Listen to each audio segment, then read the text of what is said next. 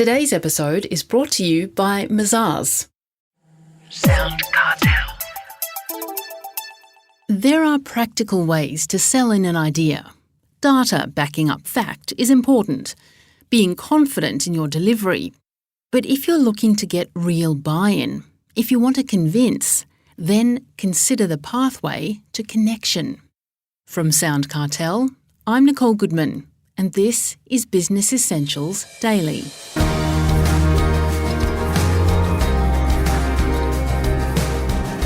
There's an art to pitching an idea or a solution to a problem. And part of that challenge is how to spark willingness and enthusiasm in your team to bring them along the journey with you. Business coach and author Simon Dowling says it's all about the gentle art of buy-in. And it's the topic of his book, Work With Me, How to Get People to Buy Into Your Ideas. When it comes to encouraging your team to do something, Simon Dowling tells Chris Ashmore, you have two choices. You either are going to ask people to do things that you want them to do because you just want them to comply with a request, or you want them to do it because they choose to, because they want to. And I think it becomes important whenever you are interested in people bringing their full energy and creativity to a project or to an idea.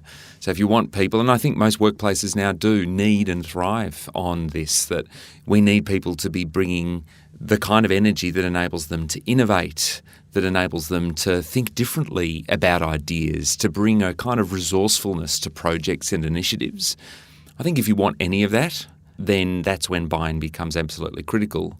There's another thing too, and that is that if once upon a time we ran on a very industrial model of workplaces where people worked 9 to 5 and they basically worked their way through a checklist, which was a procedures manual, it's kind of not like that anymore for most workplaces. Most workplaces are a lot more flexible in the hours they work, and they expect people to be able to come and commit their full energy to a project until it gets done.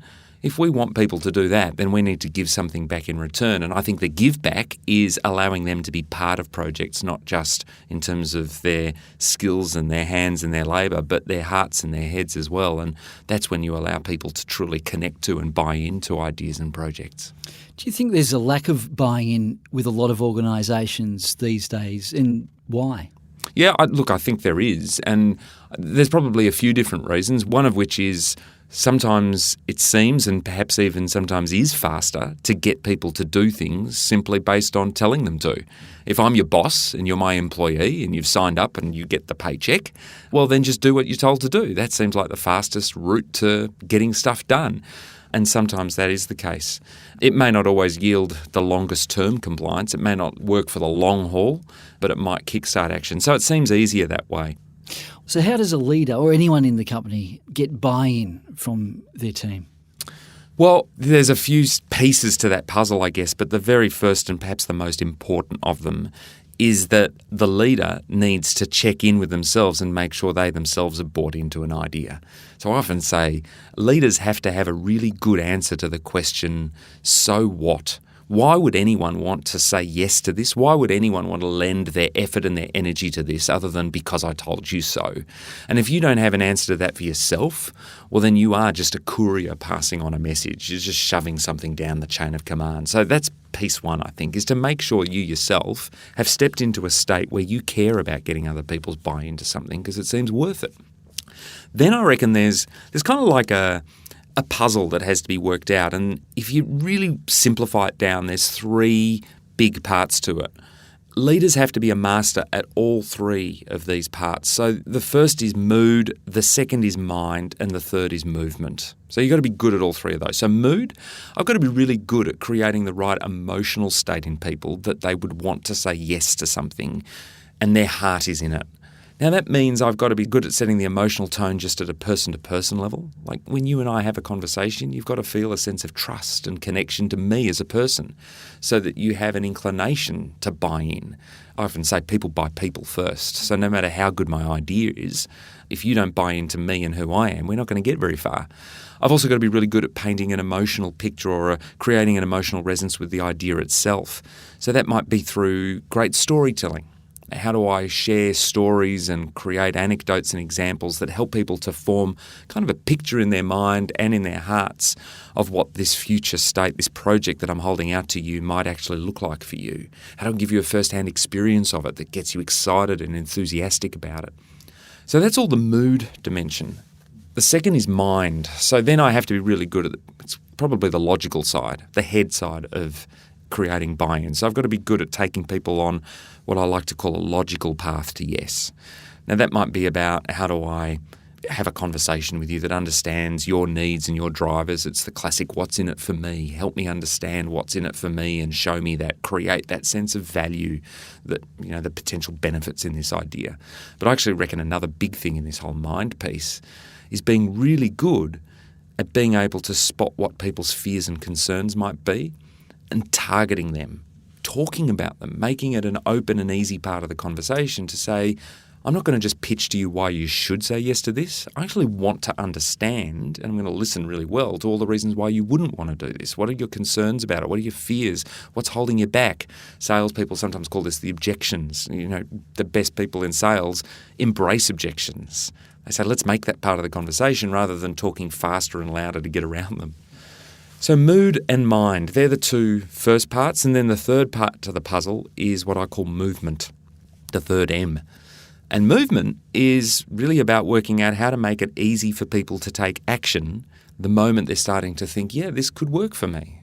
Now that might be about helping them to take those first initial steps. It might be about orchestrating the environment around them so that it's easy to take action in accordance with their ideas. So for example, it's one thing for me to say that, yeah, I want to sign up and join a gym next month. I can sign on the dotted line and I can hand my money across. But am I going to be very good at getting to the gym? Well, in my own personal case, no. And, you know, track records and experiences demonstrated that. So a good gym would be great at orchestrating ways of making sure I got to the gym. That would keep me as a member. So mood, mind, movement. Mm-hmm. Is it important to get everybody, all and sundry, to buy into your idea or just those who matter? I suppose it's always going to depend on context, but you would have to say if you go about it on the assumption that you have to get everyone to buy in, you could send yourself nuts, particularly in a bigger organisation. So I often say to people, you want to start with who are you going to be your best allies and champions on an idea. Get them on board first. But in the doing of that, there's a couple of things, right? One is by getting them on board, what I hope to do is start a bit of a bandwagon. In other words, I create some momentum. I get to road test my ideas. I get to not just road test it, but improve it because their input to it might make it a much better idea in the first place. You've got multiple heads in it. But at the same time, I need to make sure that anyone else who sits on the periphery, so anyone who might be a naysayer or people who might be secondary to implementation of my project, that I don't ignore them in the process. So how do I keep them close enough, keep them in the loop, keep them informed, so that in the event that I do want to start to then include them more in the idea, they're there in the wings waiting. Now, no matter what you do sometimes, though, there are always those people who are stuck in their ways. They'll never change. What do you do with those kinds of people? I think the first thing there is to make sure that you're not assuming that those kind of people are always those kind of people. So it's very easy to sort of, I think we've all worked with them, right? The people that you roll your eyes when they say something in a meeting that is contrary to your proposal because you go, there you go again. That's just your usual thing. But of course, in doing that, the risk is that you are worsening the situation. So I always say to people, you want to approach the naysayers with compassion and respect. In other words, they're saying no. I wonder why they're saying no. And in fact, in that, I have to almost make it okay for them to say no. So as I sit down with you, Chris, I might say, now listen, I know from the get-go that this is the kind of idea that's probably not going to sit comfortably with you based on some of the stuff we've talked about in the past. And that's why I wanted to bring it to you. I wanted to bring it to you because I'm really curious to understand how would you approach this if you were me. But I fully appreciate and respect the fact that this may not sit comfortably with you. So look, I suppose that's the first part, compassion and respect. The second part is, let's get real about this for a second. Buy-in is not a panacea. You're not going to be able to get everyone's willing and enthusiastic yes to every idea all the time. So you've also got to have a fallback plan. When is it okay for there to be some people who haven't bought in or said yes to this? And if so, what's my fallback on that? Is it that I need to get someone else involved in this process of influence? Is it that I need to come up with a way of approaching this project that doesn't necessarily require these people to participate? Or, dare I say it, do I ditch my project altogether because it never got the traction it needed?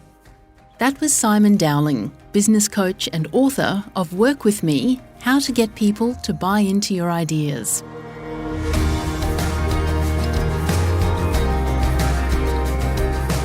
This episode of Business Essentials Daily is produced by the team at SoundCartel.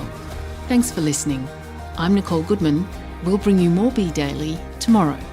Follow @BE Daily Podcast across social media and head to bedaily.com.au for more from the Business Essentials Daily podcast.